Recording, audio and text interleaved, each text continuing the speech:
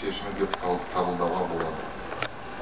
Руханият Жасылдар партиясы Қазақстан 2020 жалпыұлттық демократик күштер коалициясына мүше болатындығы жөнінде мәлімдейді.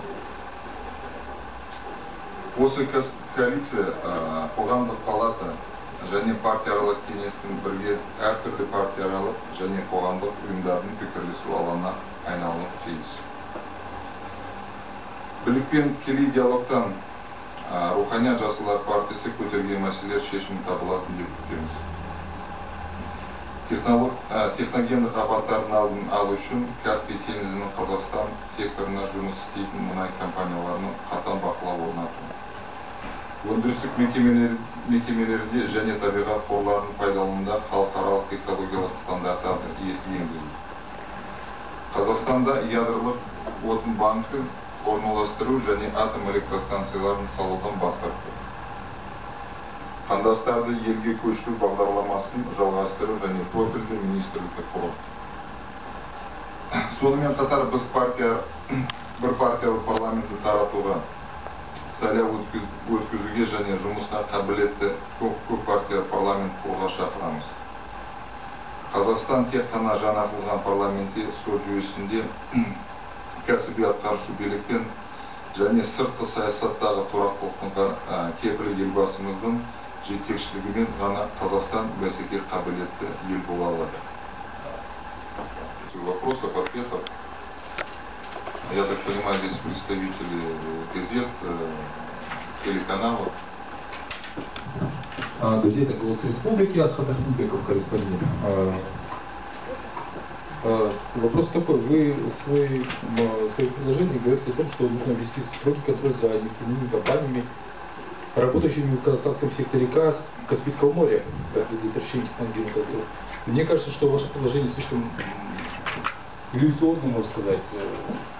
Фактически все соглашения по разделу продукции, СФП, другие договора между всеми странами и участниками, корпорациями, они закрыты, это является государственной тайной. Не говорю за коммерческое. Вы думаете, что власти пойдут на это ваше предложение? Кроме того, отказ от строительства атомных электростанций в Казахстане и размещение банка ядерного топлива, мне кажется, строительство атомных электростанций уже это дело решенное. Это уже как-то ваше запоздало предложение. Вот, буквально сейчас потом все эти вопросы. Ну, что касается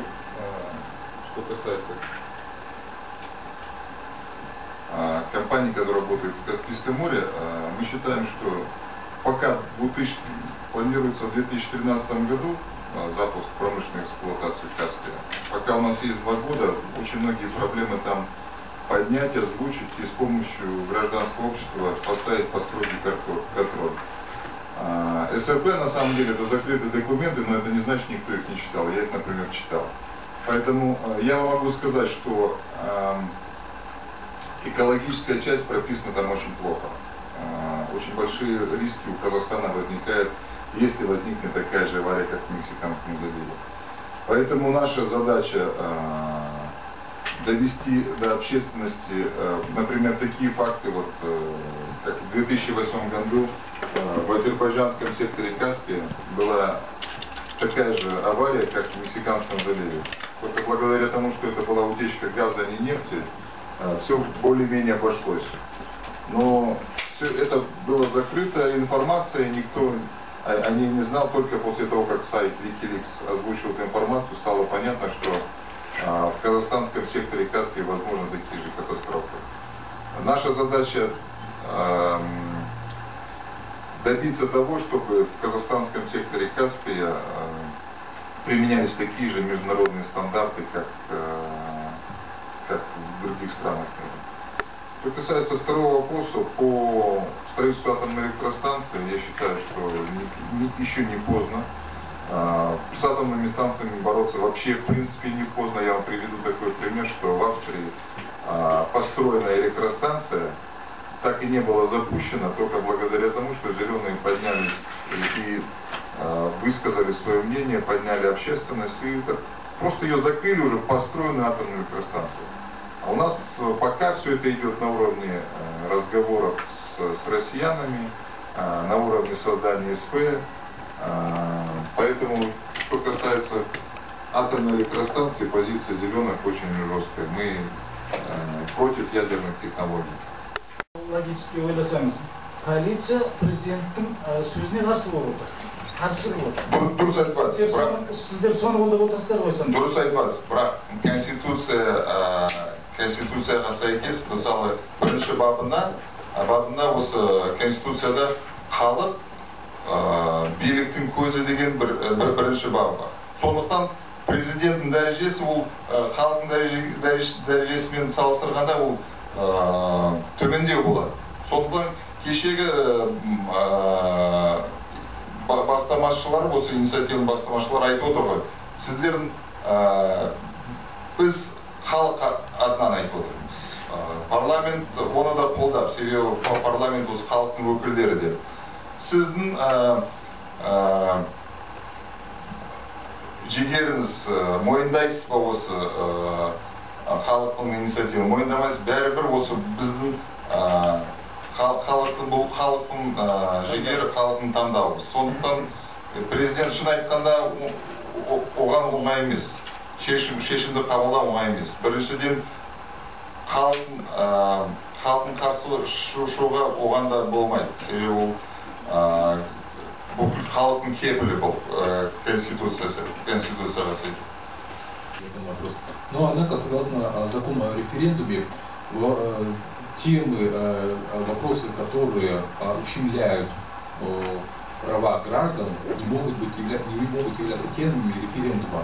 Согласно закону о референдуме, ущемляются права граждан может ущемляться в том случае, если человек не получит право избираться в ближайшие 10 лет. Как вы это прокомментируете? Здесь существует юридическая коллизия, я сам не юрист по образованию, но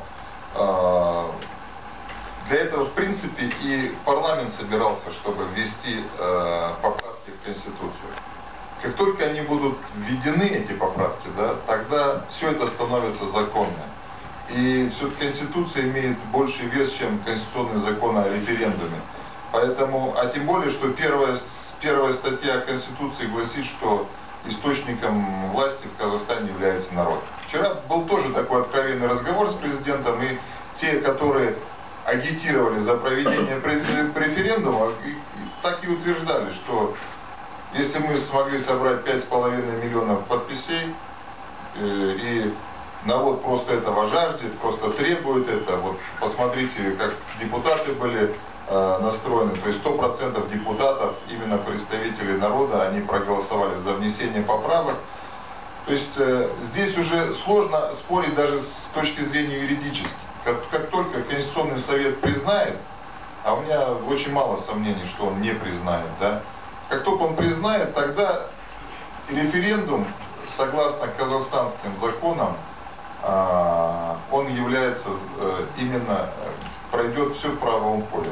Другое дело, как он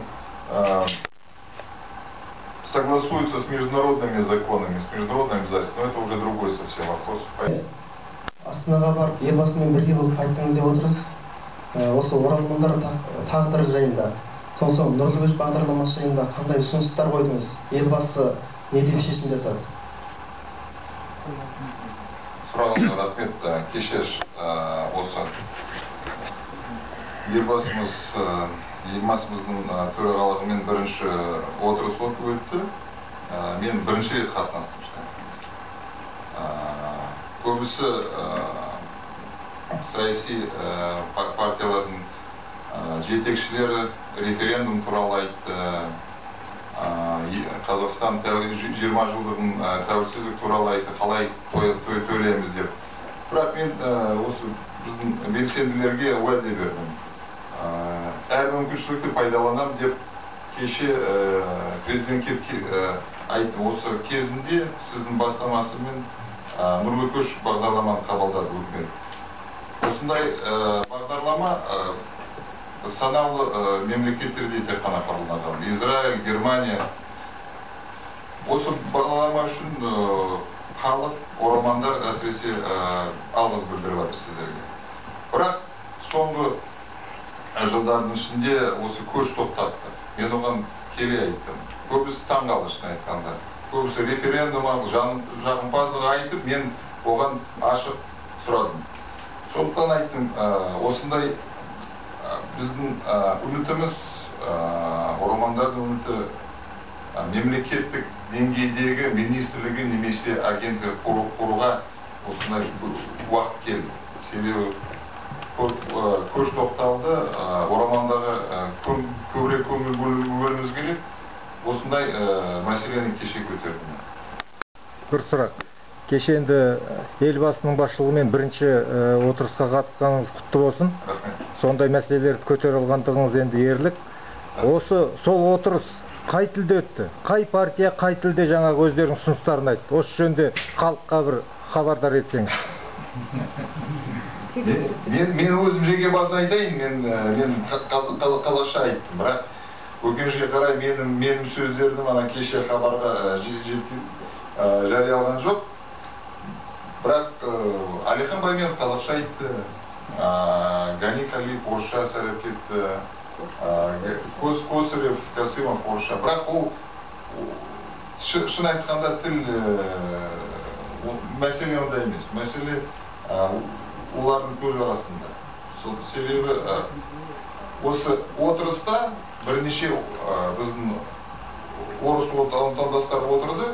Көбісі қазақша сөйлескенде олардың ақордада синхрондық аударма жоқ. Мен осыған таң қалдым. Сондықтан оны айтуымыз керек. Сіздің мәселені көтереміз, айтамыз. Ақордада аударма жоқ деп айтамыз. Рахмет.